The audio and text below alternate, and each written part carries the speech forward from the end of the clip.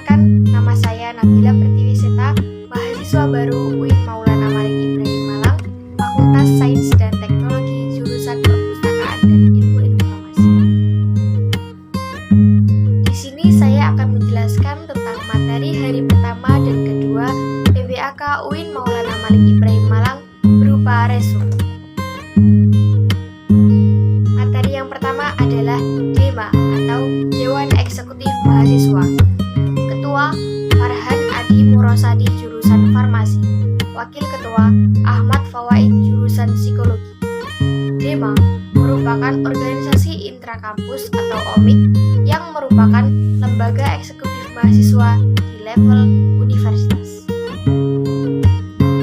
Fungsi DEMA antara lain yakni sebagai pelaksana program organisasi kemahasiswaan dan sebagai lembaga yang mengkoordinasikan dan menginstruksikan pelaksanaan kegiatan kemahasiswaan di tingkat universitas. Tugas Dewan Eksekutif Mahasiswa 1. Melaksanakan program kerja organisasi yang sudah disepakati Senat Mahasiswa atau SEMA Universitas. Kedua, mengkomunikasikan dan menginformasikan kegiatan kemahasiswaan di tingkat universitas. Yang ketiga, melaksanakan koordinasi dan sinkronisasi kegiatan kemahasiswaan Senat Mahasiswa. Materi yang kedua adalah mengenai Senat Mahasiswa. SEMA merupakan organisasi mahasiswa UIN Maulana Malik Ibrahim Malang yang berperan sebagai lembaga legislatif yang mengkoordinasi DEMA, UKM, dan HMJ. Fungsi SEMA antara lain advokasi, legislasi, pengawasan, penganggaran. Dan yang terpenting, membantu mahasiswa dalam segala masalah untuk disampaikan kepada pihak terkait. Adapun tugas Senat Mahasiswa, yang pertama, mengawasi dan mengontrol DEMA Universitas. Yang kedua, memberikan persetujuan setiap kegiatan yang akan dilaksanakan oleh DEMA Universitas. Yang ketiga, memberikan pengesahan setiap laporan pertanggungjawaban setelah selesai agenda tersebut.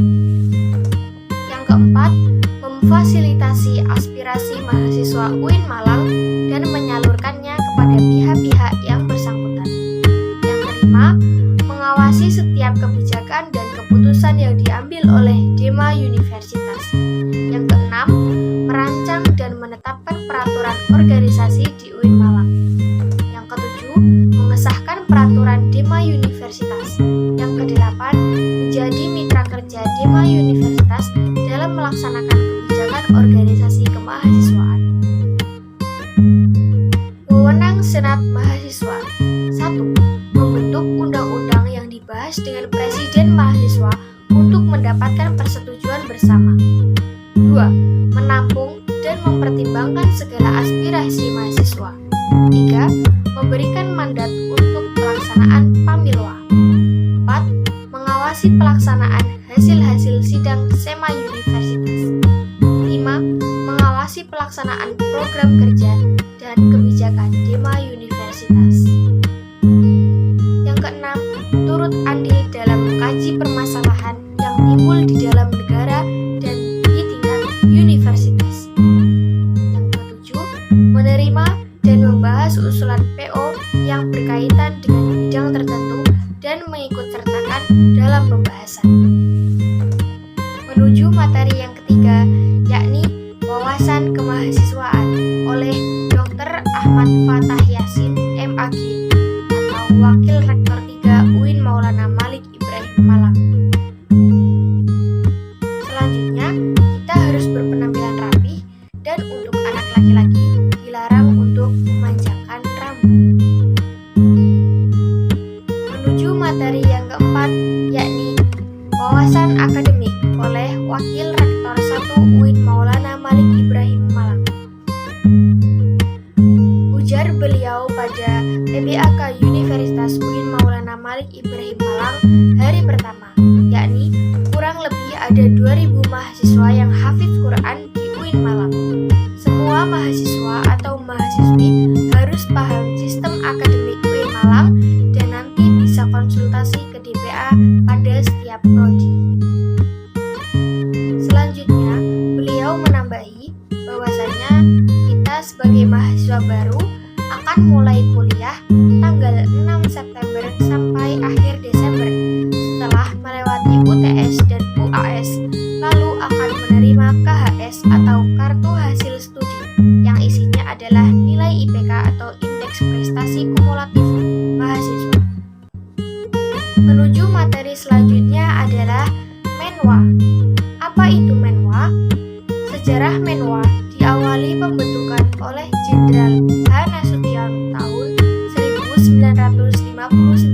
di Jawa Barat dan berdiri tanggal 17 November 1981 di Jawa Timur.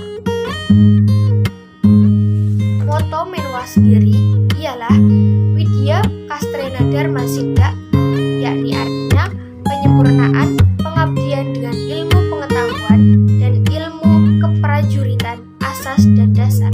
Undang-Undang Pasal 30 Undang-Undang Nomor 3 Tahun 2002. Surat keputusan bersama 3 menteri fungsi melaksanakan pembinaan anggota resimen mahasiswa, membantu terwujudnya kampus yang kondusif, membantu TNI atau Polri tugas menciptakan dan menjaga lingkungan agar selalu aman dan tentram. Resimen Satuan 811 Wiracaktiuda Mahasurya bagian provinsi. Arti lambang 8 sebagai Kodam Brawijaya dan 11 sebagai nomor urut resimen mahasiswa se-Jawa Timur. Arti Wiracaktiuda, prajurit atau pemimpin yang sakti dan tahan akan segala bentuk halangan dan rintangan dalam melaksanakan tugas, pelatihan, dan pendidikan Menwa. Pelatihan yakni berjenjang, khusus, dan lain-lain. Oke, menuju materi selanjutnya yakni kebangkitan bangsa menuju Indonesia tangguh.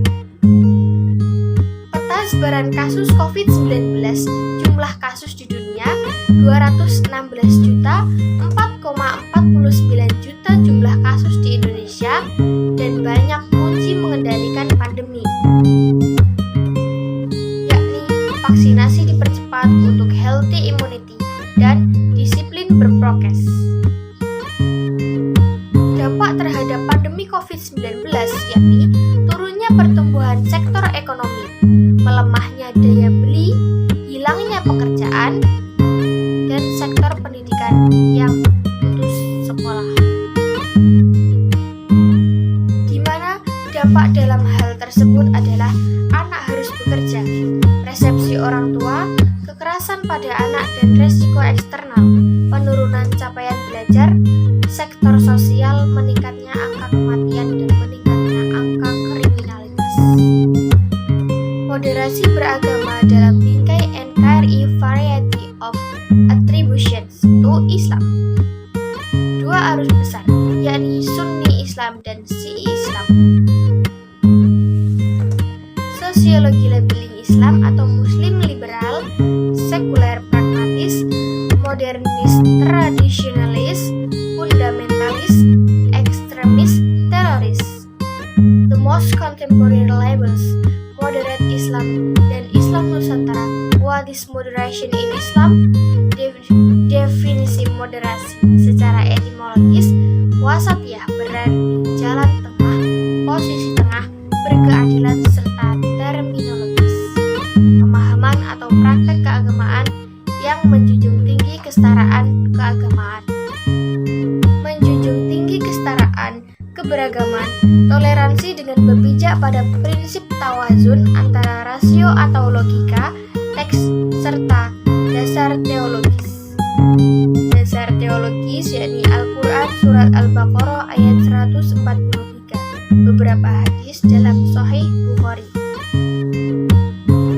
Next, pada materi yang terakhir yakni pentingnya kolaborasi hexahelix.